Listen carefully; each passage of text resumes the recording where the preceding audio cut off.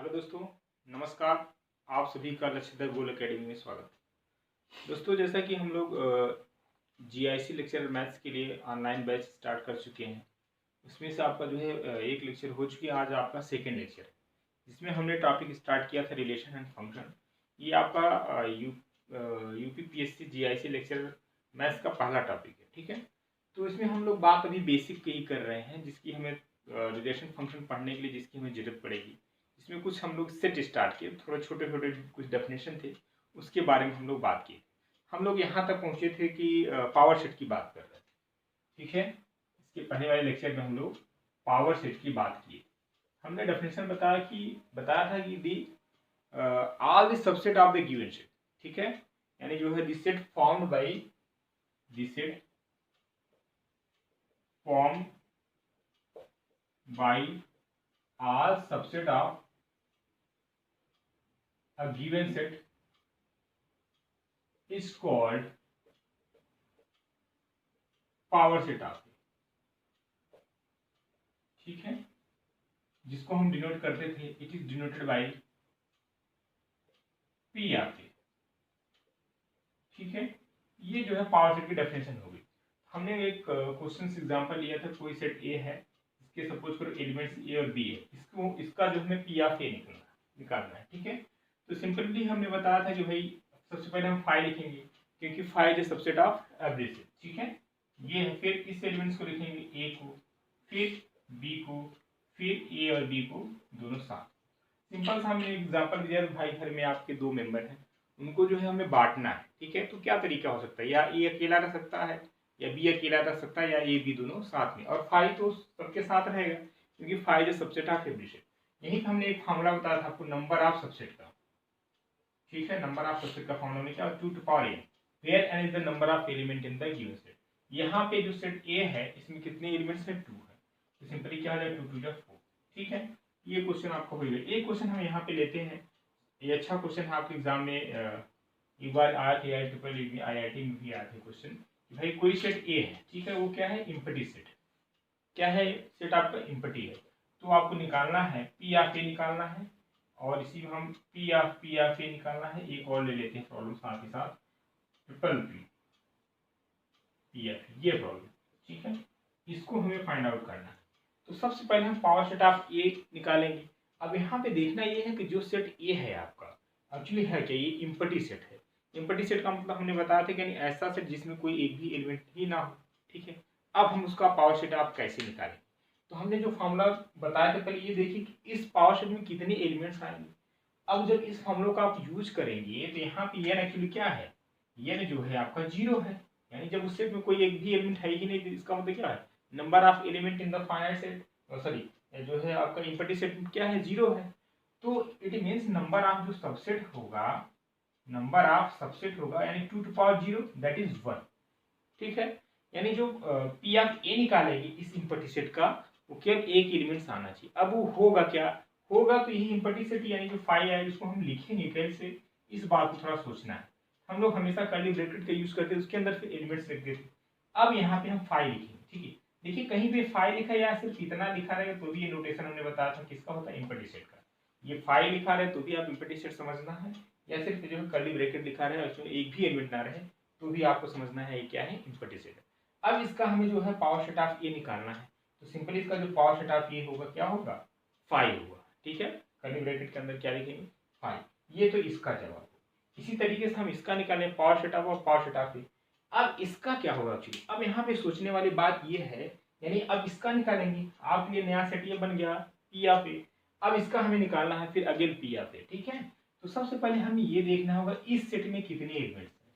अब 5 ही तो है, बात तो ठीक है, लेकिन फिर भी कर्ली ब्रैकेट के अंदर आ गया है तो इम्पटी सेट, लेकिन फिर भी नंबर ऑफ एलिमेंट की बात करेंगे यहाँ पे तो एक्चुअली क्या हो जाएगा, ये 1 एलिमेंट्स होगा, ठीक है।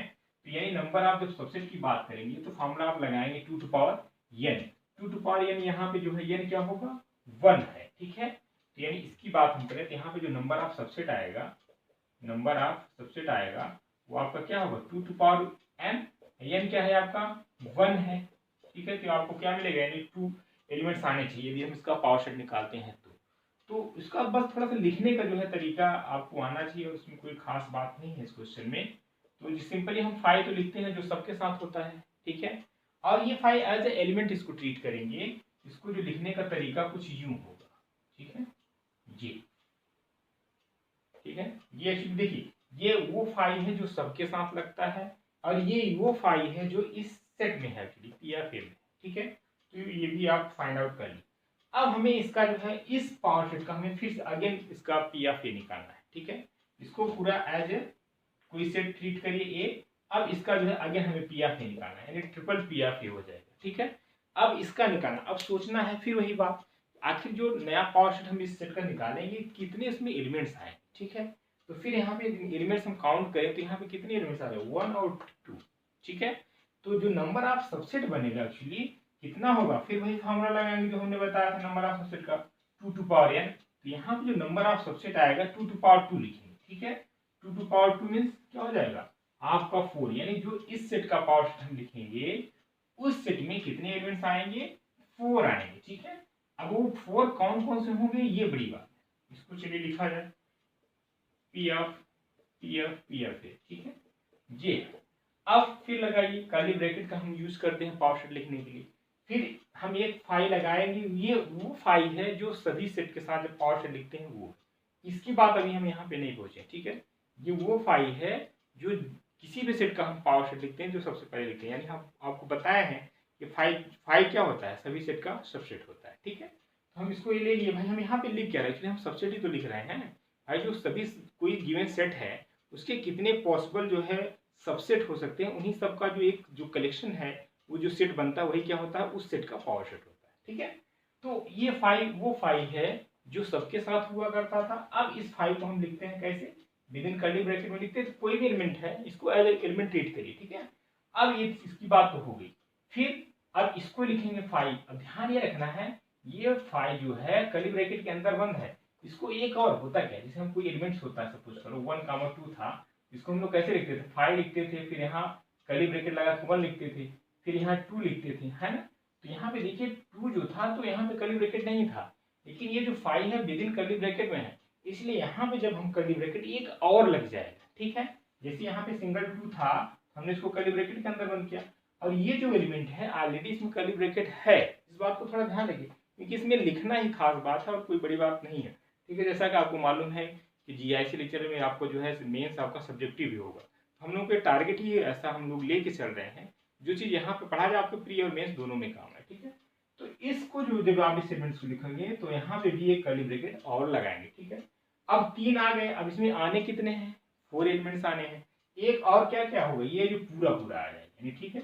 इसको आप कैसे लिखिए 5 फिर दिस 5, अब कर्ली ब्रैकेट यहाँ पे 3 हो जाएगा, ये इसका है और ये कर्ली ब्रैकेट इसका, और ये किसका एक फाइनल कर्ली ब्रैकेट है जो लास्ट में लगेगा, ये रहा। यानी जो नंबर ऑफ सबसेट आए कितने 1, 2, 3, 4। अब 2 एलिमेंट्स आए हैं यहाँ पे, n ऑफ इक्वल्स टू 2, यानी n ऑफ इसका कार्डिनल नंबर हमने बताया था कोई भी सेट है उसके जितने भी नंबर ऑफ एलिमेंट होंगे वही उस सेट का क्या होता है कार्डिनल नंबर, यानी n ऑफ दिस सेट क्या है 2 है, इसका जो नंबर ऑफ सबसेट बनेगा कितना बनेगा 2 टू पावर 2 दैट इज 4। तो आप यहाँ पे 4 देख पा रहे हैं, ठीक है। तो यहाँ पे इस क्वेश्चन में खास बात यही था कि इसको लिखते कैसे हैं, ठीक है, इस सेट का पावर सेट, ठीक है।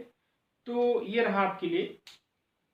अब एक छोटा सा रिमार्क है, कल हमने कार्डिनल नंबर पे बात किया था किसी भी फाइनाइट सेट, जैसा कि हमने बताया था इनफाइनाइट सेट का जो है कार्डिनल नंबर एग्जिस्ट नहीं करता, ठीक है। एक छोटा सा यहाँ पे एक रिमार्क लिख लीजिए, जैसे हम कहें कोई सेट ए और बी है, दोनों सेट जो है फाइनाइट है, हमेशा हम कार्डिनल नंबर फाइनाइट सेट की ही बात करेंगे, जैसा कि इनफाइनाइट सेट का कार्डिनल नंबर एग्जिस्ट नहीं करता, ठीक है। सपोज इसको आप एज ए रिमार्क लिख लीजिएगा,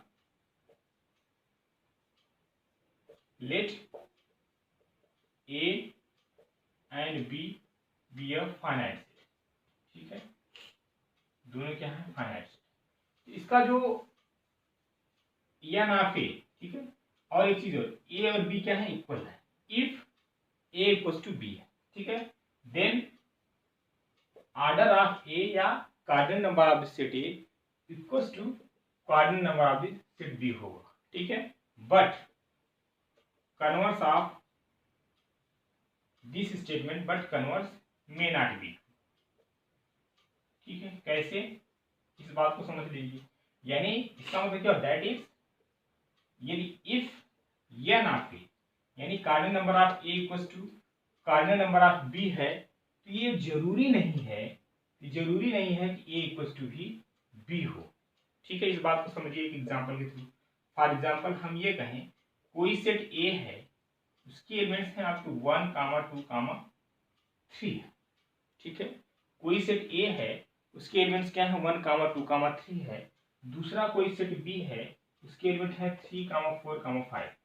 चलिए, अब यहाँ पे हम ये देख रहे हैं कि यहाँ पे जो ए है इसका कार्डिनल नंबर कितना होगा, या ना पे कितना होगा, यानी उस सेट में जितने एलिमेंट्स होंगे, कितने एलिमेंट्स हैं, 3 एलिमेंट्स हैं, 3 हो गए। अच्छा, इस सेट का कार्डिनल नंबर निकाले, हमने बताया था जो सेट का कार्डिनल नंबर निकालना उसको उस सेट के एलिमेंट्स को काउंट कर लीजिए, जितने एलिमेंट्स होंगे वही उस सेट का कार्डिनल नंबर होगा। यानी 1, 2, 3 इसका कार्डिनल नंबर कितना होगा, यानी this shows that n of a equals to n of b equal है, but a not equals to b। आप यहाँ पे देख पा रहे हैं एक एलिमेंट्स क्या है, 1, 2, 3 है, इसके 3, 4, 5 है। यानी कहने का मतलब ये है कि जब कोई भी दो सेट दिया उसका कार्डिनल नंबर इक्वल है, ये जरूरी नहीं है कि दोनों सेट भी एक दूसरे के इक्वल होंगे। ठीक है, लेकिन यदि दोनों सेट इक्वल हैं तो डेफिनेटली उसके जो कार्डिनल नंबर होंगे क्या होंगे, एक दूसरे के इक्वल होंगे। ठीक है, तो ये थोड़ी सी बात जरूरी है, इसको आप नोट कर लीजिए। 1 मिनट का हम आपको टाइम दे रहे हैं, चीज़ों को नोट्स बनाते कर चलिए। ठीक है, हमने जैसा कि ऑलरेडी आपको कहा था एग्जाम टाइम में ही आपका नोट्स आपके लिए काम में आएगा। ठीक है, तो आप स्क्रीनशॉट भी ले सकते हैं और इसको आप एज ए कॉपी में भी नोट भी कर सकते हैं। ठीक है,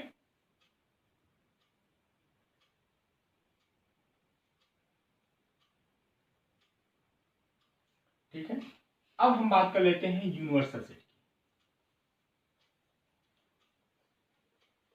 यूनिवर्सल सेट क्या होता है, it is kind of parent set. ठीक है, ये क्या होता है, एक टाइप का पैरेंट सेट होता है। जैसे हम कोई भी प्रॉब्लम्स ले रहे हैं तो उसमें जो है ये यूनिवर्सल सेट आपका जो है पैरेंट सेट का काम करता है। ठीक है, यानी कोई भी सेट होगा एक्चुअली हमेशा उस यूनिवर्सल सेट का क्या होगा, सबसेट ही होता है। ठीक है, तो इसको एज आप डेफिनेशन लिख सकते हैं, अ सेट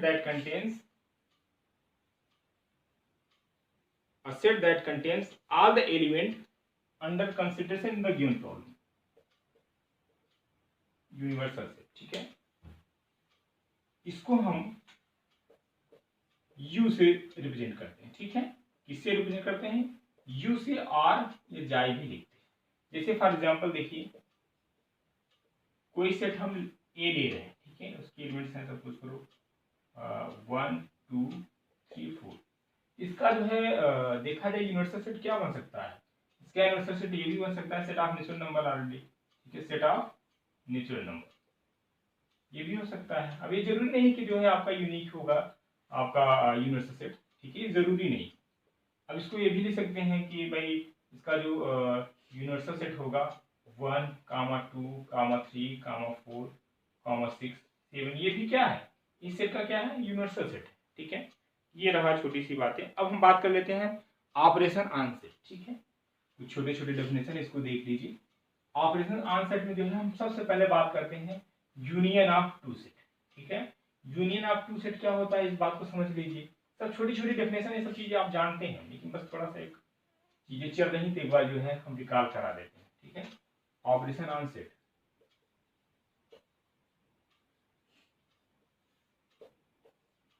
पहला है आपका यूनियन ऑफ टू सेट। ठीक है, तो इसका जो डेफिनेशन हो जाता है, आप लिखना चाहें तो लिख लीजिए, A union B is the set consisting of those elements which belongs to A or B or both। इसकी ये जो मैथमेटिकल डेफिनेशन यदि आप लिखना चाहें तो ये होगा A union B equals to X such that X belongs to R, sorry A लिखें, X belongs to A और X belongs to B। ठीक है, यानी कहने का मतलब ये कि A यूनियन B में वही एलिमेंट आएंगे जो या तो ए में बिलोंग करेगा, या तो बी में बिलोंग करेगा, या तो दोनों में बिलोंग करेगा। ठीक है, जैसे मैं एक एग्जांपल लेते हैं, कोई सेट ए है, इसके एलिमेंट्स हैं 1, 2, 3, 4 और जो बी है आपका 3, 4, 5। ठीक है, इसका ए यूनियन बी क्या आएगा, इसके अंतर्गत सबसे सिंपल तरीका ये है यूनियन बी लिखने का आप जो भी है ए से स्टार्ट करिए, सारे एलिमेंट्स लिख डालिए ए के। उसके बाद बी को लिखते समय ये ध्यान देना है जो एलिमेंट्स को हम लिख चुके हैं उसको जो है हमको दोबारा रिपीट नहीं करना, ठीक है। 1, 2, 3, 4, अब 3, 4 ऑलरेडी हो चुका है, यहाँ पे क्या आएगा 5। This is your A union B, ठीक है। ये रहा जो है आपका ए यूनियन बी की डेफिनेशन। अब हम बात कर लेते हैं यहीं पे जो है इंटरसेक्शन ऑफ टू सेट, ठीक है। इंटरसेक्शन ऑफ टू सेट में क्या होता है, इसको नोट कर लीजिएगा। Just intersection of two set में सिंपल सा है कि इसका जो लिखने का जो तरीका होता है एकदम देखिए हम बेसिक से लेके चल रहे हैं, इसमें कुछ किसी को जरा भी डाउट नहीं होना चाहिए। जिसको कुछ भी आइडिया नहीं है थोड़ा भी मैथमेटिक्स के बारे में, वो इन चीज़ों के ध्यान से देखता है तो आई होप होता ये है कभी कभी चीज़ें जो है छूट जाती हैं। पीजी करने के बाद कुछ लोग अलग कोई जॉब करने लगते हैं तो थोड़ा सा मैथमेटिक्स क्या होता है जब टच में रहती है तभी चीज़ें क्लियर रहती है, अदरवाइज बहुत तेजी से स्लिप करता है, ठीक है। तो आई होप वो भी देखेंगे तो उनको भी बिल्कुल चीज़ें क्लियर हो जाएंगी। हालांकि कोई बड़ी बात नहीं है। ए इंटरसेक्शन बी की बात करते हैं। इसके डेफिनेशन क्या होता है, A intersection B the set consisting of those elements which belongs to both A and B. यानी कहने का मतलब ये ए इंटरसेक्शन बी में वही एलिमेंट्स आते हैं जो ए और बी दोनों में क्या हो, कॉमन हो। फॉर एग्जाम्पल कोई ए सेट ले लीजिए, ए बी सी एलिमेंट्स हैं, और कोई सेट बी है उसके एलिमेंट्स जो है बी सी डी है, ठीक है। अब मैं आपसे पूछूं कि भाई आप बताइए इसका डेफिनेशन, आप मैथड का डेफिनेशन लिख सकते हैं x such that x belongs to a and, ध्यान रखना x एंड वाले यानी इंटरसेक्शन केस में यहाँ पे हमने एंड लगाया था और यूनियन के केस में हमने क्या लगाया था, आर लगाया था। यहाँ पे जब आप ए इंटरसेक्शन बी निकालेंगे तो क्या आएगा, डेफिनेटली यानी जो दोनों में कॉमन हो। यहाँ पे बी है, यहाँ पे बी है, इसलिए ए यहाँ पे है बट यहाँ नहीं, इसलिए नहीं आएगा, बी आएगा और सी आएगा। यानी ए इंटरसेक्शन बी के अंतर्गत क्या क्या आएगा, बी आएगा और सी आएगा, ठीक है। तो ये रहा आपका जो है ए इंटरसेक्शन बी। अब हम बात कर लेते हैं डिसजॉइंट सेट क्या होता है। यहीं पे देख लीजिए डिसजॉइंट सेट क्या होता है। ऐसा सेट, सपोज करो कोई सेट ए है और बी, डिसजॉइंट सेट तभी होंगे जब इन दोनों सेट का क्या इंटरसेक्शन क्या हो, फाई आ जाए, तो हम ऐसे सेट को क्या बोलेंगे, डिसजॉइंट सेट, ठीक है। यानी दोनों ए और बी का जो इंटरसेक्शन निकालें यदि फाई आ जाए तो हम क्या बोलेंगे, इसको डिसजॉइंट सेट बोलेंगे, ठीक है। अब हम बात कर लेते हैं डिफरेंस ऑफ टू सेट। ये आपका इंटरसेक्शन हो गया।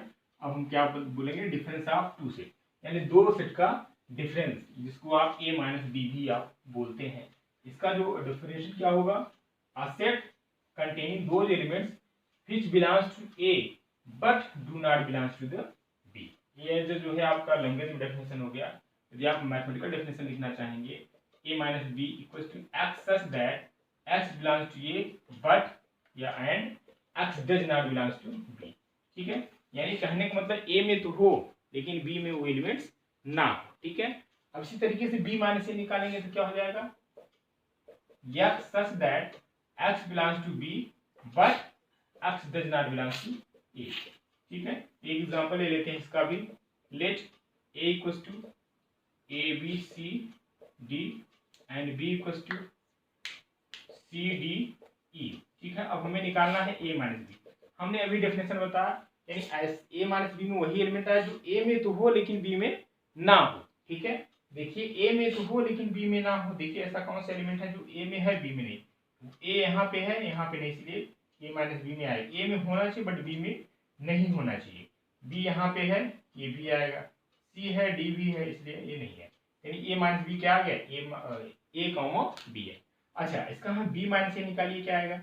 अब ये देखना है कि ऐसा एलिमेंट बी माइनस ए के अंतर्गत आएगा जो बी में हो बट ए में ना हो। ऐसा कौन सा होगा, बी में हो बट सी भी यहाँ पे है डी भी यहाँ पे, ई ऐसा एलिमेंट है जो बी में है बट ई में नहीं है। यहाँ पे एक चीज क्लियर हो रहा है, this shows that A minus B not equal to B minus A, ठीक है। एक रिजल्ट आपको ये देखने को मिल जाएगा, ठीक है।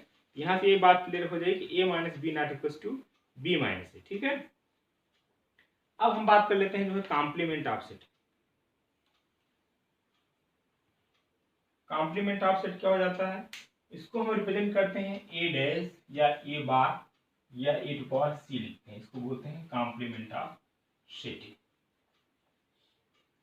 जस्ट चीजों को रिकॉल किया जा रहा है, आप इसको एक बार देखते चलिए, रिमाइंड करते चलिए। हालांकि इतनी छोटी चीजें आपके एग्जाम में नहीं आएंगी, ठीक है, बट आगे की चीजों को पढ़ने के लिए सब चीजें बहुत ही जरूरी है complement of set.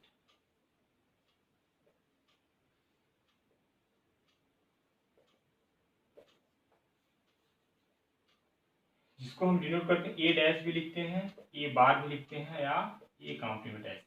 A dash की डेफिनेशन होगा X such that x belongs to U but and X does not belongs to A. यानी कहने का मतलब ए कॉम्प्लीमेंट के अंतर्गत ऐसा एलिमेंट्स आएगा जो उस यूनिवर्सल सेट में तो बिलोंग करेगा बट ए में बिलोंग नहीं करेगा। ऐसे सेट को क्या बोलते हैं? Complement of the set A. या एक डेफिनेशन इसको ये भी इस तरीके से भी लिख सकते हैं, यू माइनस ई। ठीक है, ये आपका डेफिनेशन। कॉम्प्लीमेंट आपको पाना है तो क्या करेंगे? यूनिवर्सल सेट में से उस एलिमेंट्स को आप सब्ट्रैक्ट कर देंगे तो आपको क्या मिल जाएगा? उस सेट का जो है कॉम्प्लीमेंट मिल जाएगा। ठीक है, ये रहे आपके छोटे छोटे डेफिनेशन।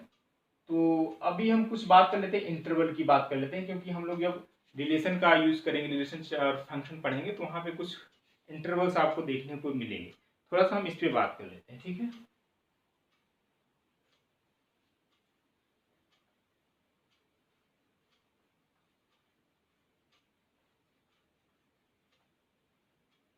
सबसे पहले हमारा आता है ओपन इंटरवल। ठीक है, देखिए होता क्या है, इंटरवल जो होता है ये क्या है? इनइक्वलिटी का जो है सोल्यूशन सेट। ठीक है, इसी को क्या बोलते हैं? इंटरवल। जो इनइक्वलिटी है इसका जो सोल्यूशन सेट होता है वो क्या कहलाता है? इंटरवल कहलाता है। ठीक है, तो हम सबसे पहले बात क्या करेंगे? Open interval. ओपन इंटरवल को किस तरीके से हम लिखते हैं? ए कामा बी, ये छोटा ब्रैकेट, ठीक है, स्मॉल ब्रैकेट, और इस तरीके से लिखते हैं। इसका जो डेफिनेशन हो जाएगा क्या हो जाएगा? ओपन इंटरवल की खास बात है इसका जो एंड पॉइंट है ए और बी, हमेशा जो है इसको क्या करेंगे? नहीं लेते हैं। ठीक है, ए के जस्ट बाद और बी के जस्ट पहले वाला एलिमेंट्स लेते हैं। इसका जो मेथड का डेफिनेशन होता है X such that x belongs to R, A is less than x is less than B. ठीक है, ये क्या है? ओपन इंटरवल का डेफिनेशन है। इस चीज को आप रियल लाइन में भी रिप्रेजेंट कर सकते हैं, this is your real line. ठीक है, तो अब यहाँ पे देखा जाए ओपन इंटरवल को हम इस तरीके से लिखते हैं। ठीक है, ये कोई ए पॉइंट है, कोई दूसरा बी है, ये this your A, this your B. तो करना है कि ए के जस्ट बाद और बी के जस्ट पहले। अब आपको मालूम है कि भाई किन्हीं दो नंबर के बीच में इनफाइनाइट, रेशनल और इरेशनल जो है लाई करते हैं। ठीक है, रेशनल डेंसिटी थ्योरम जैसा कि कहता है। तो ओपन एंड इसको क्या बोलते हैं? And point. इसको क्या बोलते हैं? इसको बोलते हैं left and point, left and point, और इसको क्या बोलते हैं? Right and point. ठीक है, इसको क्या बोलते हैं? Right and point. तो ओपन इंटरवल में क्या करते हैं? जो एंड पॉइंट होता है इसको हम उस इंटरवल में जो है कंसीडर नहीं करते हैं। ठीक है, ये तो रहा ओपन इंटरवल की बात करते हैं। और कहीं कहीं इसको इस तरीके से भी रिप्रेजेंट करते हैं रियल में, इसको ओपन को ऐसा। ठीक है, this is A, this is point B, इसको हम ऐसा ओपन लिखते हैं। ठीक है, अच्छा क्लोज इंटरवल की बात कर लेते हैं। क्लोज इंटरवल में क्या खास बात है? क्लोज इंटरवल को जो डेफिनेशन लिखेंगे इस तरीके से, बिग ब्रैकेट। ठीक है, ए कामा बी, इसको हम लिखेंगे X such that x belongs to R, A is less than और equals to X is less than और इक्वल्स टू बी। यानी कहने का मतलब ये है कि क्लोज इंटरवल में जो है हम एंड पॉइंट को भी कंसीडर करेंगे। ठीक है, सपोज करो जैसे हम कहें कि भाई यहाँ पे है 2,3, क्लोज इंटरवल 2,3, इसका मतलब जो है उसके अंतर्गत क्या 2 भी आएगा और 3 भी आएगा। ठीक है, तो इसको जब रिप्रेजेंट करेंगे रियल लाइन पे तो उसको हम इस तरीके से लिखते हैं। ठीक है, ए ये आपका 2 है और ये बी आपका कितना है 3। तो जो एंड पॉइंट है इस इंटरवल में जो है उसको भी हम इंक्लूड करते हैं। इसमें क्लोज इंटरवल में, बट इसमें ऐसा ओपन इंटरवल में ये चीज नहीं था, उसमें एंड पॉइंट को हम इंक्लूड नहीं करते थे इस इंटरवल में। ठीक है, ये रहा। इसी तरीके से फिर ओपन क्लोज आ जाएगा। ओपन क्लोज की बात करें तो हम क्या कहेंगे भाई? इधर लेफ्ट साइड से जो ओपन है, राइट साइड से क्लोज है, तो इसमें हम लोग क्या कहेंगे? इसको बोलते हैं ओपन क्लोज। ठीक है, लेफ्ट साइड से ओपन है और राइट साइड से क्लोज है, तो हम ऐसे इंटरवल को क्या बोलते हैं? Open close interval. इसको हम इस तरीके से लिखते हैं, ये इसको बोलते हैं क्या? Open closed interval. ठीक है, इसकी डेफिनेशन क्या हो जाएगी? X such that x belongs to R, A is less than x is less than और इक्वल्स टू। राइट साइड से क्लोज है इसलिए यहाँ पे इक्वलिटी लग रहा है, ध्यान दीजिएगा इस बात को। ठीक है, यानी इसको हम प्लॉट करें रियल लाइन पे इस नंबर को, तो आपको क्या मिलेगा? जो लेफ्ट हैंड पॉइंट है उसको हम इस इंटरवल में इंक्लूड नहीं करेंगे, बट जो राइट साइड में है पॉइंट, जो राइट हैंड पॉइंट है बी को हम जो है उस इंटरवल में इंक्लूड करेंगे। इसमें ओपन इंटरवल यानी ओपन क्लोज इंटरवल है, यानी इसका कुछ फिगर यूं बनेगा, ठीक है। This is your real line, A point है और ये आपका बी पॉइंट है, ठीक है। तो राइट वाला जो है यानी इस साइड जो राइट एंड पॉइंट है इसको हम इंक्लूड करेंगे उस इंटरवल में, बट जो लेफ्ट साइड का एंड पॉइंट है उसको इंक्लूड नहीं करेंगे। इसी का अपोजिट क्या हो जाएगा, closed open interval, closed open interval. इसको हम कैसे लिखेंगे, इधर साइड से लेफ्ट साइड से क्लोज करिए और राइट साइड से ओपन। इसके डेफिनेशन क्या हो जाएगा, x such that x belongs to R, a is less than or equals to x is less than b, ठीक है। तो ये this is your closed open interval. तो इसकी डेफिनेशन, इसमें क्या करते हैं हम, लेफ्ट साइड से जो है यानी जो इन पॉइंट है ए है उसको इस इंटरवल में जो है कंसीडर करते हैं, बट बी पॉइंट को जो है कंसीडर नहीं करते हैं, ठीक है। यानी बी के जस्ट पहले वाला पॉइंट तो आएगा, अब जस्ट पहले क्या होगा ये बता पाना मुश्किल काम है, ठीक है। तो जैसा कि हमने अभी बताया, कोई भी दो नंबर के बीच में इनफाइनाइट रेशनल और इरेशनल नंबर मिलते हैं, जैसा कि रेशनल डिग्री थ्योरम कहता है, ठीक है। अब एक है इनफाइनाइट इंटरवल, इसमें क्या है, जिसमें पूरा पूरा सेट ऑफ रियल नंबर ही आ जाता है, ठीक है। इनफाइनाइट इंटरवल, इसमें पूरा पूरा सेट ऑफ रियल नंबर, जिसको आप ये minus infinity two plus infinity, इसको आया पूरा पूरा सेट ऑफ रियल नंबर ही बोलते हैं, ठीक है।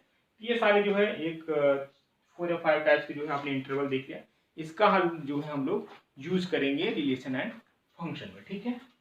तो अब लगभग जो है हम लोग अपने टॉपिक पे आ गए हैं, ठीक है। उससे पहले एक वर्ड जानना जरूरी है, ऑर्डर्ड पेयर, जिसको हिंदी में बोलते हैं क्रमित युग।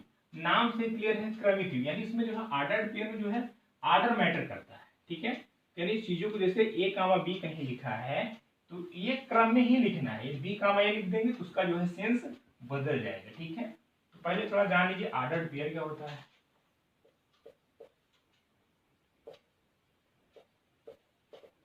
An ordered pair is a pair of object taken in specific order, taken in specific order, ठीक है। यानी इसको हम it may be written as a count, ठीक है। इसको क्या बोलते हैं, first component of the ordered pair, और इसको क्या बोलते हैं, second component, second component of the ordered pair, ठीक है। तो यानी कहने का मतलब यह है कि ऑर्डर्ड पेयर में जो है ऑर्डर मैटर करता है। इसको हम ए कामा बी को बी कामा ए ऐसा जरूरी नहीं, ठीक है। ये तभी पॉसिबल जब ए इक्वल्स टू बी हो। अच्छा, जैसे हम सेट में कहें, सेट थ्योरी में भी आपने पढ़ा था इसके पहले, यानी ए कामा बी इक्वल्स टू क्या, बी कामा ए, वहां पे इक्वल था, बट ये चीज जो है यहाँ पे इक्वल नहीं होगा, यानी ए कामा बी जो है ऑर्डर्ड पेयर केस में इक्वल नहीं होगा। बट ये रिसेट थ्योरी की बात करें, वहां पे आप देख रहे थे ए comma B equals to B comma ए, ठीक है। अब हम बात कर लेते हैं इक्वलिटी ऑफ ऑर्डर्ड पेयर, यानी दो ऑर्डर्ड पेयर कब एक दूसरे के इक्वल हो, ठीक है। Equality of ordered pair, next definition है equality of ordered pair.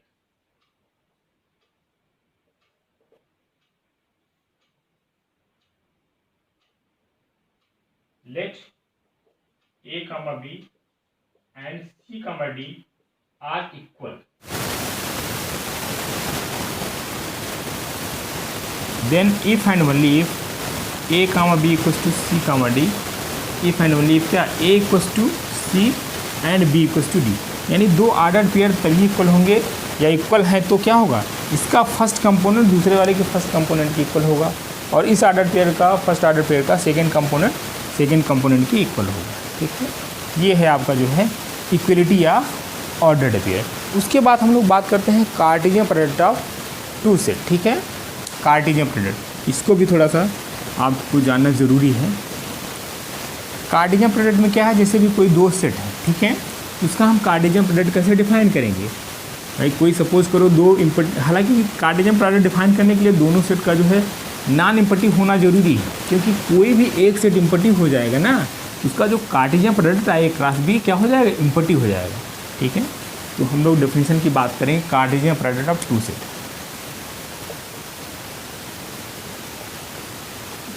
Cartesian product, ठीक है। Let A and B be two non empty set, हमने ले लिया ए और बी कोई दो नॉन एम्प्टी सेट है। Then Cartesian product of A and B is defined as, इस तरीके से डिफाइन कर दे, A cross B equals to A comma B such that A belongs to capital A and B belongs to capital B. कहने का मतलब ये जो ए क्रॉस बी इसके जो एलिमेंट्स होंगे ऑर्डर्ड पेयर टाइप, यानी ए कामा बी टाइप होंगे, और जो पहला वाला एलिमेंट होगा वो किस पहले वाले सेट का एलिमेंट्स होगा, जो बी है वो दूसरे वाले सेट का एलिमेंट्स होगा। ठीक है, जैसे फॉर एग्जांपल कोई लेट कोई सेट ए है, उसके एलिमेंट्स हैं 1 2 है। ठीक है, अब कोई जो सेट आपका बी है उसके एलिमेंट्स हैं जो है आपका 3 4 है। अब इसका हमें ए क्रॉस बी निकालना है, तो क्या होगा सिंपली, यानी 1 3 और 1 4, दूसरा आपका होगा 2 3, नेक्स्ट क्या होगा 2 4। ठीक है, ये इसकी क्या होगा ए क्रॉस बी। अच्छा, बी क्रॉस ये निकाला जाए तो बी क्रॉस क्या क्या होगा 3 1, फिर आपका होगा 3 2, फिर आपका आएगा 4 1 और 4 2। अब यहाँ पे एक बात देखा जाए तो आप देख रहे हैं कि जस्ट अपोजिट आ रहा है, यानी 1 3, यहाँ पे 3 यानी यहाँ पे एक बात क्लियर हो जा रही है, A cross B not equals to B cross A. ठीक है, यानी ए क्रॉस बी जो है, यानी Cartesian product two set is not commutative, commute नहीं करते हैं। ठीक है, तो यहाँ से एक रिजल्ट आपको एक रिजल्ट ही मिल गया। अच्छा, जैसे हम इसका कार्डिनल नंबर निकालते, किसका cardinal number of A cross B, तो क्या होता था, अभी हमने बताया था कार्डिनल नंबर कैसे निकालते हैं। कोई भी जो सेट गिवन है उसके नंबर ऑफ एलिमेंट्स आप काउंट कर लीजिए, जितने एलिमेंट्स होंगे नंबर ऑफ एलिमेंट्स वही उस नंबर सेट, उस सेट का क्या होता है कार्डिनल नंबर। अब हमें क्या यहाँ पे चाहिए cardinal number of the set A cross B, तो ए क्रॉस में कितने एलिमेंट्स हैं, देखिए 1 2 3 4, तो इस सेट का जो है यानी n of A cross B कितना हो गया 4 हो गया। अच्छा, यानी कहने का मतलब हम आपको यहाँ पे ये दिखाना चाहते हैं कि जो n of A cross B कहिए या n of B cross A, ठीक है, हमेशा कार्डिनल नंबर क्या आएगा सेम आएगा। ठीक है, या इस तरीके से उसको भी डिफाइन कर सकते हैं। अब देखा जाए कि जो n of A cross B अभी आपने निकाला क्या है 4 है। अच्छा, एन ऑफ ए कितना है जरा बताओ, यानी ए जो सेट है उसमें नंबर ऑफ एलिमेंट्स कितने हैं 2 हैं, तो जो ए सेट का कार्डिनल नंबर कितना हुआ 2 हुआ। ठीक है, अच्छा अब एन ऑफ बी निकाल लो, बी सेट में कितने एलिमेंट्स हैं 2 हैं, इसका जो कार्डिनल नंबर कितना हुआ 2 हुआ।